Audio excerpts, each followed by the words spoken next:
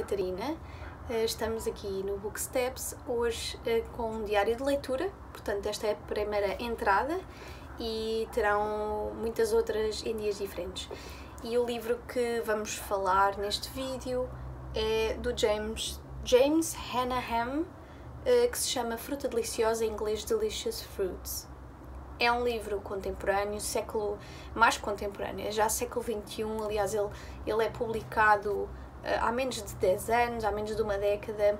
É de um autor norte-americano que não é conhecido. Este livro também não é de todo conhecido, ninguém ouviu falar dele. Eu realmente comprei-o na Feira do Livro do ano passado, na banca do Relógio d'Água, com aqueles preços maravilhosos, e portanto, o que é que me chamou a atenção para eu sequer comprar o livro?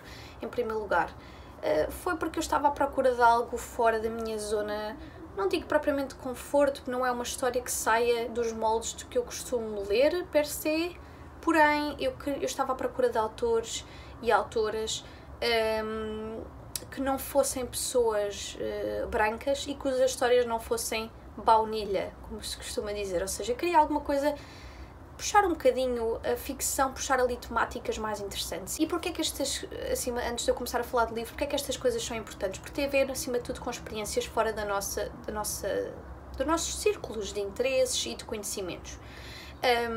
Porque, na verdade, a temática do racismo enquanto criação antropológica, não é? Porque sabemos que a raça não existe biologicamente entre pessoas brancas e pessoas negras, mas é uma construção antropológica que tem a ver com o colonialismo, e houve essa diferenciação entre raça branca e raça negra para se concretizar a exploração da mão humana e não só a mão humana, mas do corpo e da mente da pessoa negra nas colónias, e portanto essa distinção existe entre raça negra e raça branca enquanto subsistir o racismo estrutural, institucional e cultural, social, o que seja, não é?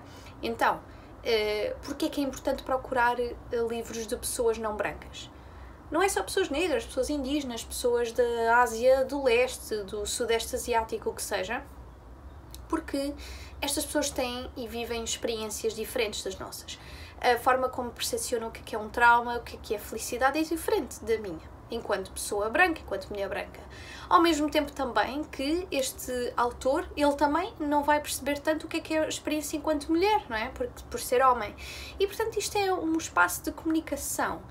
E por isso é que eu acho importante, se gostamos de livros, os chamados clássicos ou cânones, como preferirem a terminologia, é importante articulá-los com livros mais contemporâneos, porque é através da contemporaneidade que nós também podemos ter um olhar crítico em relação às coisas. E portanto, por exemplo, se eu gosto de um bom Eça de Queiroz, misógino, conservador, porque é ao tempo dele, eu gosto depois de complementar essa experiência enriquecedora literária que eu tenho com Eça de Queiroz a muitos níveis, com uma experiência literária enriquecedora também a nível de escrita, não é?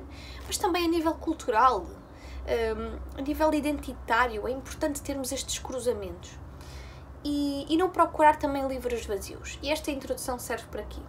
De facto, este livro tem, do que eu já li, portanto esta é a primeira entrada do diário de leitura, do que eu já li, este livro tem muito que se lhe diga quanto às problemáticas do racismo, mas não só. E eu acho que, não é acho, eu mais para a frente vou desenvolver mais questões atinentes às problemáticas que eu vos vou elencar de forma leve hoje. Então, por exemplo, abrimos o livro com um rapaz que se chama Eddie, que está no fundo a fugir de uma quinta, que nós não sabemos bem o que é que se está a passar. A mãe dele ficou lá, a Darlene, a mãe dele, ficou lá. Este rapaz está a fugir da quinta de carro, ele vai ferido, a sangrar muito, e ele vai desalmado a fugir à procura de um sítio para ficar, para dormir. E logo aqui temos as temáticas da violência. É perceptível que há aqui uma grande dose de violência que subjaz à história principal. Este filho e esta mãe têm uma relação também um pouco ou tanto controversa, algo que se passa, não sabemos o que é no início, e ele está à procura de uma nova raiz para edificar a sua vida, uma raiz que vai estruturar a nova vida. E portanto, mas essa raiz faz parte de uma árvore que ele não pode fugir, que é a árvore da infância dele e a árvore do trauma.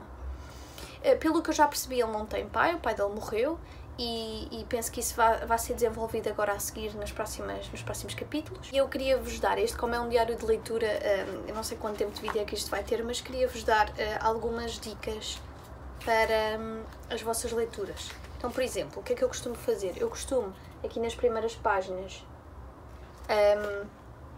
escrever as temáticas, os tópicos, os temas que vão surgindo no livro para me ir orientando. Portanto, eu escrevo logo que a voz da pessoa que está a narrar oscila entre o presente e o passado e muitas vezes passa da terceira pessoa para a primeira pessoa.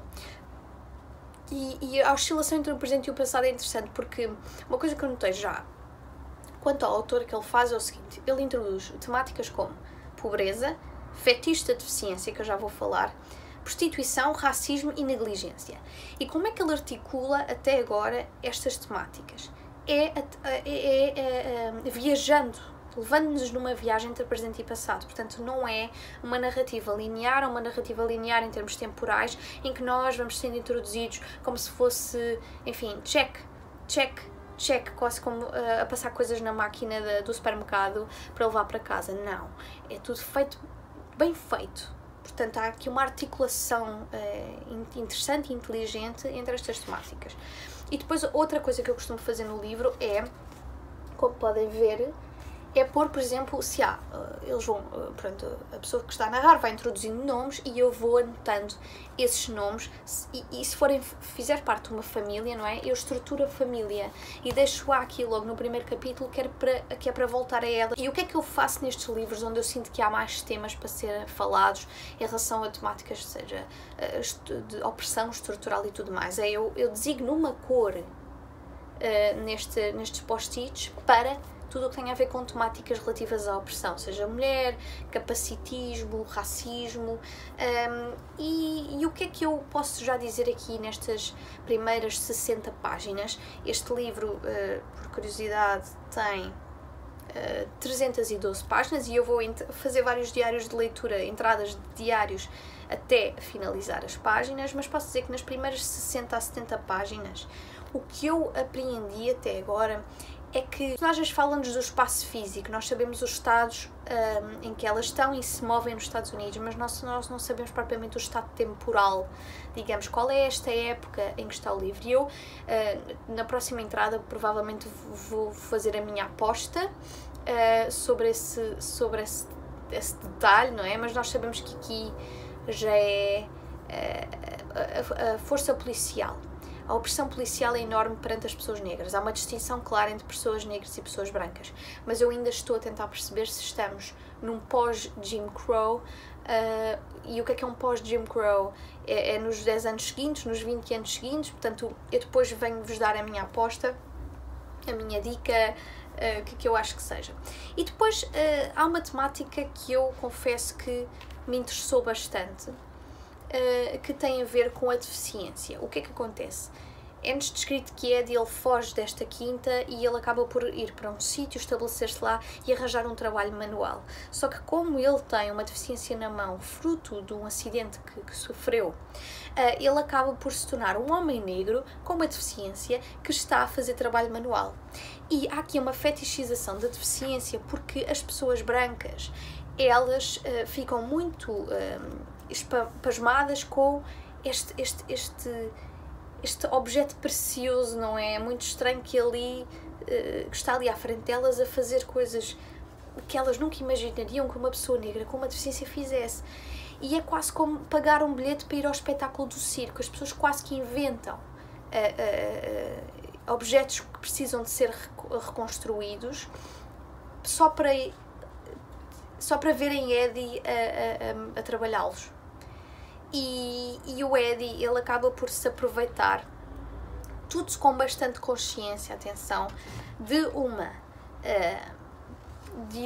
uma observação que uma menina com o seu pai, ambos brancos, não é, faz dele. E ela diz,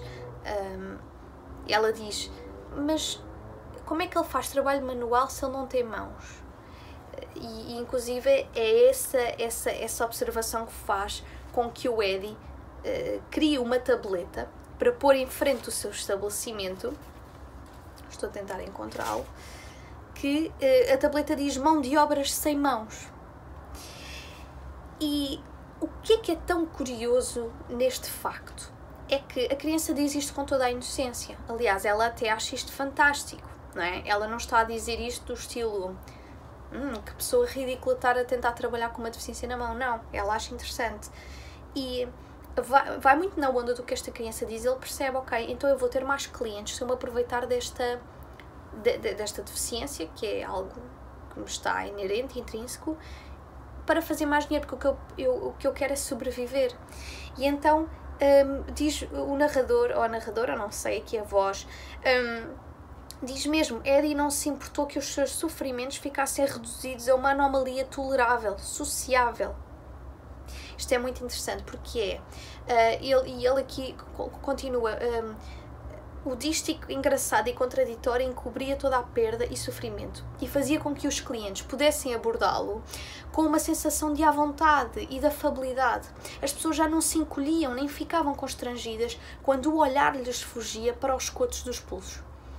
E aqui isto é fruto de uma sociedade capacitista, ou como em inglês diz, ableism. O que é que isto quer dizer?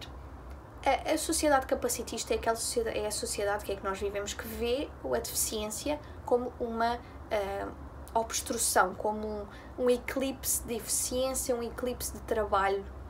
A sociedade vê as pessoas com deficiência como um empecilho, alguém que tem de ser destinado, aquele que tem de ser destinado das tarefas específicas e não gerais. Portanto, a pessoa com deficiência deixa de ter importância para o capitalismo, uma sociedade capitalista porque essa sociedade se preza muito o consumo desenfreado, logo o trabalho desenfreado, mão de obra barata, útil e eficiente.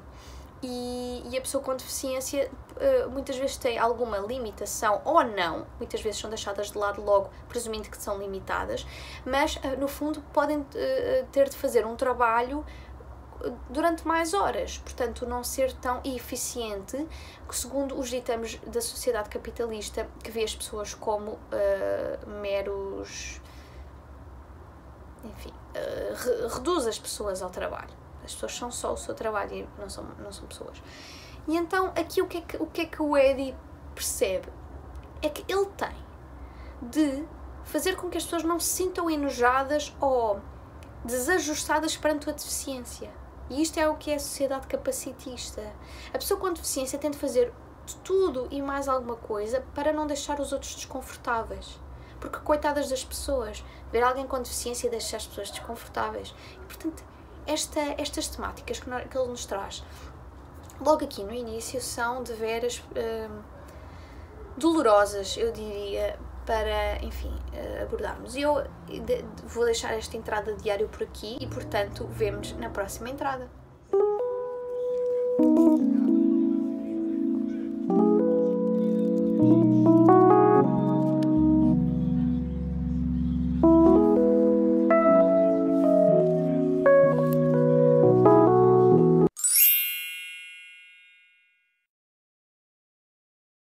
Olá de novo, no outro dia. Hoje vamos continuar a falar sobre Fruta Deliciosa, do James Hannaham, e hoje já venho com as minhas apostas em relação a algumas coisas.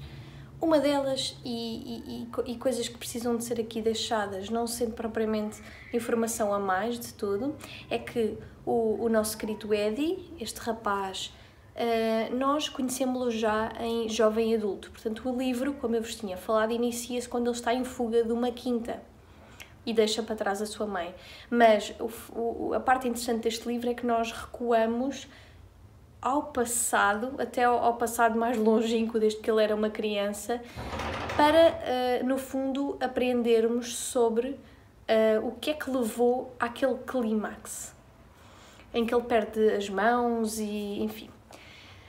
O que é que sabemos? Sabemos que o pai dele, que eu já vos tinha dito que já morreu, era um ativista contra os supremacistas brancos, portanto, um ativista dos direitos das pessoas negras nos Estados Unidos, e terá sido isso que levou à sua morte. E também é essa a razão essa razão tem como consequência, igualmente, a devastação psicológica da mãe do Eddie, a Darlene. Ela entra numa espiral de loucura e de toxicodependência e, portanto, ela vicia-se em crack. E o que é interessante é que nós, quando começamos a ler este livro, eu já vos tinha dito também que há uma oscilação entre a primeira e a terceira voz do narrador. E quem é esta primeira voz? Eu, ao início, estranhei muito porque parecia-me, e agora aqui num desabafo, parecia-me um pimp, ou seja, parecia-me um daqueles homens que, estou-me a esquecer da palavra em português, peço desculpa, que no fundo toma conta e é dono das prostitutas e, portanto, fica com uma parcela da quantia que elas recebem e, no fundo, usa-as e instrumentaliza-as para ganhar dinheiro. E eu pensei que a voz da primeira pessoa, porque temos a oscilação entre a terceira e a primeira pessoa, fosse um pimp, mas na verdade não é. É a droga, é o crack, que é a droga que enfim, que subjaz à dependência da Darlene. E esta voz do narrador, daí eu pensar que fosse uma pessoa, chama-se Scotty. E é uma voz que está dentro da cabeça da própria Darlene. E eu vou-vos dar um exemplo. Um exemplo de como é que esta voz funciona. Por exemplo, dizer... quando recupera forças para atirar o raio daquele monstro ao tipo do autocarro, e isto é ele a falar da Darlene, este crack, este Scotty que existe na sua cabeça, sente uma intensa necessidade de estar comigo outra vez, para poder fumar e fumar e fumar até eu encher de fumo o vazio dentro dela. Portanto, como estão a ver, o crack assume uma voz e isto é fenomenal. Outra coisa que eu vos quero falar está relacionada com a violência policial. Como eu já vos mencionei, o pai do Eddie, o Ned, ele é morto, ou seja, a sua morte advém da violência estrutural e racial contra as pessoas negras nos Estados Unidos. Portanto, é uma violência sistemática e institucional que a força policial tem perante as pessoas negras. E eu fiquei de vos dizer, porque eu falei do Jim Crow, e que isto é um pós-Jim Crow, e qual será esta era, e eu percebi que há aqui uma pista no livro que a Darlene, ela diz ao filho, ao Eddie, que o pai esteve na guerra do Vietnã. Então isto só se pode passar ali nos anos 80, 90 para a frente. Portanto, apontamos ali para os anos 80, 90. E, portanto, ainda há, de facto, uma linha de continuidade do racismo estrutural que existe em praticamente todos os países coloniais e escravocratas, que foram escravocratas. E eu posso-vos dizer uma coisa, é que a escravatura moderna, ela também é tema deste livro. Mas isso eu acho que vou falar na próxima passagem. Agora queria falar um bocadinho da força policial e da força institucional quanto à problemática do racismo. Os personagens não têm qualquer pudor em falar e dizer as coisas como elas são. Há aqui um diálogo muito interessante que um dos amigos da família que vive lá no bairro, ainda quando o Eddie era jovem e vivia com a mãe, e perguntam ao senhor o seguinte: mas estás sempre a barafustar, estás sempre a revoltar, mas então e porquê é que não votas? E ele responde: votar por quem? Pelo filho do Branquelas que matou o meu tio? Logo aqui dizer, não tenho opção quanto ao voto. O meu voto vai para uma pessoa branca que perpetua o racismo institucional. Porque essa pessoa lucra com as instituições serem branquelas, como ele diz. E, portanto, especialmente nestas cidades, nestas pequenas cidades onde os governadores são quem tem a mão, porque estamos a falar, por exemplo, dos Estados Unidos, onde os Estados Federados têm leis próprias, portanto, a lei do Estado Federal enquanto país não se sobrepõe às leis dos Estados Federados na maior parte das matérias e, Portanto, os Estados federados, portanto, estes Estados dos Estados Unidos têm as suas próprias leis que são imperativas na maior parte dos assuntos. E, portanto, votar nesses governadores, que nesta altura, e isto continua a existir, para quê? Se são eles que nós votamos para nos proteger, mas são eles que nos desprotegem. E isto é um diálogo interessantíssimo. É esta discrepância da proteção que se dá à pessoa branca e à pessoa negra em termos institucionais. E depois outra coisa que tem muito a ver com a opressão, tem a ver com a opressão aparente, social, cultural, e isto aqui faz parte, obviamente, do racismo estrutural. E é o quê? É um diálogo que há em que um homem negro diz: e os brancos dizem que os pretos são animais, que somos a porta a seguir aos macacos. E lá vai ele dissertar sobre a ideia de que as pessoas negras são macacos e que as pessoas brancas se distanciam dessa ideia de animalidade. E isto podemos falar então da doutrina antinatureza. Os brancos europeus, e eu já falei disto também no vídeo do Dr. Jekyll e Mr. Hyde, os brancos europeus, quando da colonização ou do próprio imperialismo derivado do capitalismo, sempre que se deparavam com culturas, com sociedades diferentes das suas, a primeira observação que faziam era de que aqueles seres eram diferentes, mas um diferente subjugável. Por serem diferentes, não tinham as mesmas particularidades benéficas e com as quais podiam vangloriar face ao branco europeu hegemónico, perfeito, puritano.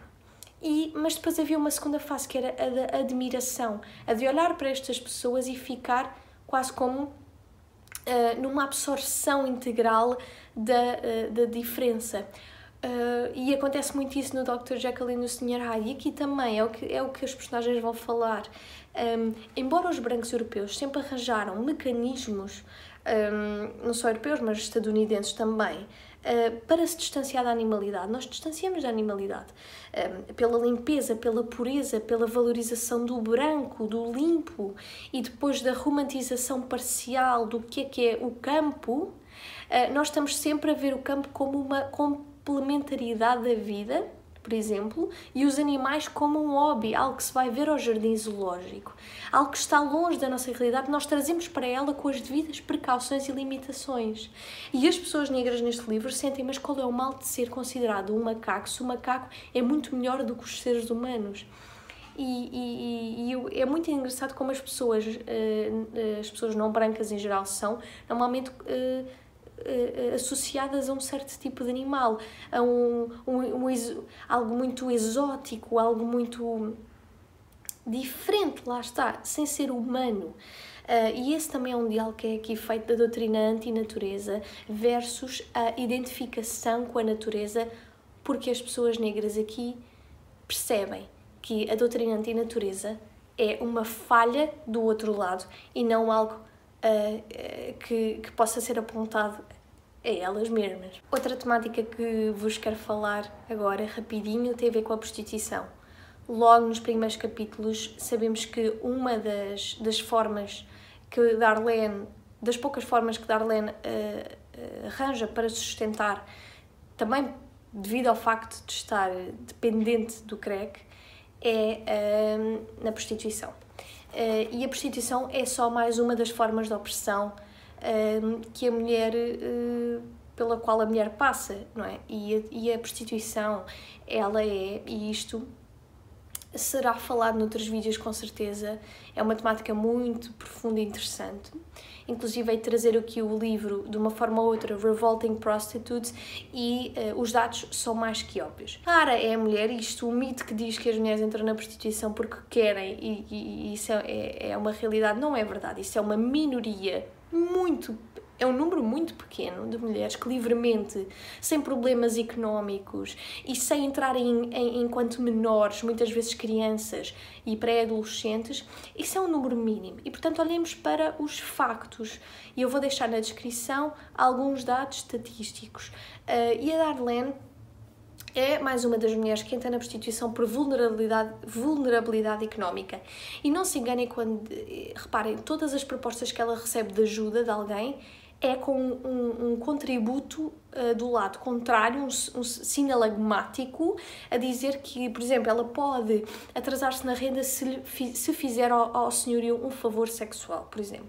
Portanto, ela está sempre numa posição vulnerável quando o marido morre e fica com um filho, uma criança nos seus braços, num estado altamente racializado, onde as pessoas negras são postas no outro lado da barricada como animais contraproducentes. Ela é toda a hora considerada preguiçosa porque já não quer atender mais clientes, porque já está exausta fisicamente, já foi espancada, já foi violentada de todos os níveis e é chamada de preguiçosa.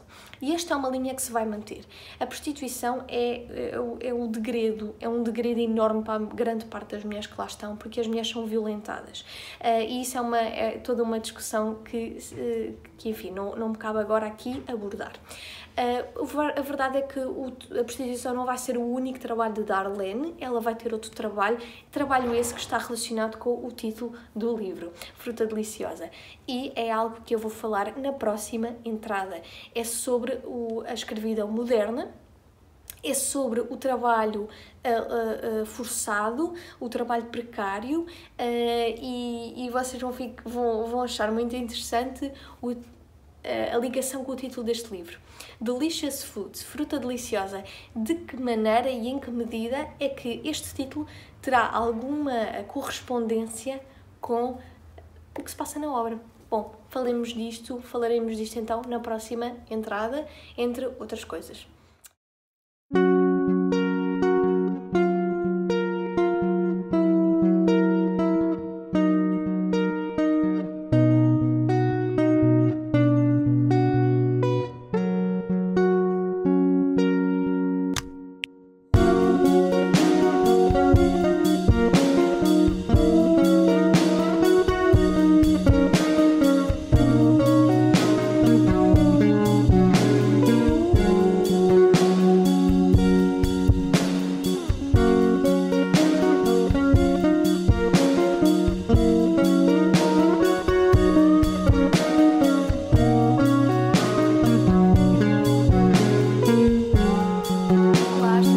Mais um diário de leitura. Hoje já avancei bastante no livro, aliás estou quase a terminá-lo e penso que não venho falar-vos mais por uma simples razão, é porque este é um daqueles livros, nós sabemos no fundo o que é que acontece porque é esse um dos primeiros episódios e tendo em conta que eu já explorei e vou agora explorar as restantes temáticas principais do livro e para não falar demasiado, para não falar do livro todo, acho que esta é a última entrada de diário que vou fazer e hoje quero finalizar algo que disse na última entrada, que tem a ver com a prostituição, portanto a Darlene. Ela faz parte do que na sociologia marxista se considera lupenproletariado.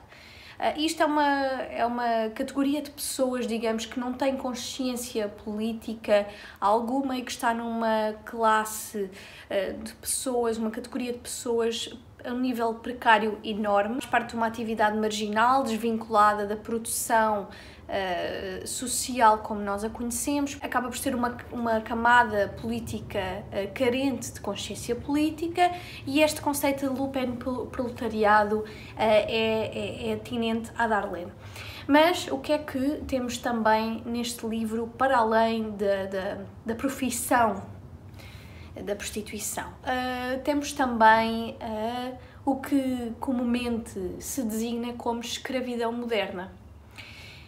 Antes de continuar, vou dizer que pela primeira vez vou inaugurar no canal, eu já tenho um ou outro vídeo de livros de não ficção, como por exemplo A Utopia do Thomas More, mas vou inaugurar no canal uma rúbrica, digamos, que é livros de não ficção, falar de uma temática e trazer algumas recomendações. E um desses vídeos vai ser sobre a escravidão moderna.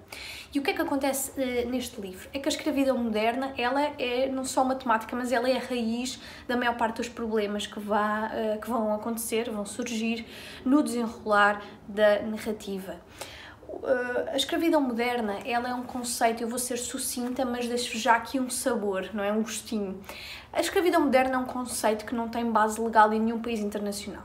internacionalmente, seja em tribunais europeus, como aqui. A escravidão moderna é uma espécie de guarda-chuva que abarca vários conceitos. E neste livro nós percebemos isto, mas vou-vos dizer o seguinte: se vocês forem ler este livro sem terem qualquer consciência do que é a escravidão moderna, vocês vão perceber que há aqui tráfico humano, há trabalho infantil, há o sistema de dívidas, mas não vão saber distinguir, e é importante fazê-lo por questões humanitárias. Nós precisamos ter consciência do que é que são a vida destas pessoas. Neste caso, Fruta Deliciosa, que é o título deste livro, é o nome de uma quinta ou de um sistema de quintas onde estão os trabalhadores precários que muitos deles estão adstritos a um sistema de dívidas em que, no fundo, a pessoa trabalha, mas ela é que paga as despesas todas, seja de transporte até à quinta, do sítio onde ela dorme, da sua alimentação, depois é castigada por dizer uma coisa ou fazer uma coisa mal e está em constante dívida perante essa entidade empregadora que são, no fundo, não é uma entidade empregadora normal, são exploradores. Não é que as entidades empregadoras também não sejam, mas aqui no nível mais extremo. E como é que estas pessoas, nomeadamente a Darlene, que é a única personagem que eu vou referir em relação a esta questão, para não falar muito mais, a Darlene, ela vai parar aqui porque ela tem um vício enorme no crack, como eu vos disse, e para sustentar este vício, ela acaba por contactar com alguém que lhe diz: então entra nesta carrinha e vão-te levar a um sítio onde possas trabalhar e dormir. E nós falamos dentro de fronteiras dos Estados Unidos, por isso estamos a falar de tráfico humano. Quando falamos de passar fronteiras, falamos de contrabando de migrantes. A verdade é que o tráfico humano aqui, o indebted labor, que é o sistema de dívidas, trabalho por dívidas, esses abusos todos que existem, eles fazem parte do que se chama escravidão moderna. E esse é um dos grandes temas deste livro, se não o maior tema deste livro. Porque, reparem, a grande parte deste livro, mais de metade, vai rondar este tema. É um tema principal. E o que é interessante? É que o tema da escravidão moderna, como as pessoas costumam falar, é uma umbrella, também como se costuma dizer. Portanto, um guarda-chuva que abarca ramificações. E nesta medida, estas pessoas estão desprotegidas legalmente. E não só. O Piketty, no seu livro Capital no século XXI, o Piketty fala também deste sistema de dívidas que tem muito a ver com o racismo. Ou seja, estes negros nos Estados Unidos, pós-Jim Crow, não eram livres, não foram livres, não foram libertados na sua totalidade, porque ficaram adstritos a um sistema de dívida para com esses senhores que depois se tornaram patrões. Não se esqueçam que os Estados Unidos, assim como tantos outros países, quando a escravatura foi abolida, ela é abolida de um dia para o outro, sem uma transição, sem onde colocar essas pessoas. E isto acontece em muitos países no mundo. E o que é que acontece? Estas pessoas vêm-se de um dia para o outro sem o sítio onde dormiam, mesmo que fosse num estábulo, e são extra vulneráveis. Para além de que nunca tiveram acesso ao sistema judicial e educacional e, portanto, são meros animais perante a sociedade que podem ser amestrados. E estas são temáticas que neste livro estão muito bem abordadas. O autor, eu não sei se o fez de propósito, penso que sim, penso que tenha feito com intencionalidade, mas a verdade é que este livro tem um bom gosto para trazer estas temáticas de tamanha importância, tamanha exatidão, que fez com que eu neste momento estivesse a ler 2 livros sobre escravidão moderna e os venha trazer cá para o canal para falarmos sobre eles. Digo-vos, a ficção é das coisas que eu mais gosto, e agora, para finalizar o vídeo, é que a boa ficção, independentemente de ser do século XVI ou do século XXI, ela tem a capacidade de nos pôr a trabalhar os miolos, a ir fazer pesquisa, a questionar. Mas sabem também o que é que eu vos digo? É preciso estar com predisposição para o fazer. Porque eu posso ler este livro e ver a escravidão, o que é que isso passa, escravidão moderna, nesse conceito que eu não gosto muito de usar, mas o tráfico humano e não sei o quê, como questões de outro mundo, como questões que acontecem paralelamente à minha vida. E ver isso como ficção, porque é o que as pessoas fazem no dia a dia. As pessoas veem a exploração da pessoa como algo paralelo ao mundo real. E não é. essa exploração da mão humana que faz com que nós possamos comer as nossas amoras, os nossos abacates, tomates cherry, os morangos, vestir os ténis que temos, usar o material tecnológico que usamos e fazemos-lo sempre, ou quase sempre, sem perceber que alguém foi explorado para que tivéssemos isto. E qual é a solução, dizem-me vocês? Bom, a solução vai ser respondida, uma das soluções, no vídeo que eu trarei daqui a uns tempos sobre a escravidão moderna, os problemas, os sintomas e as soluções. Até mais, fiquem bem!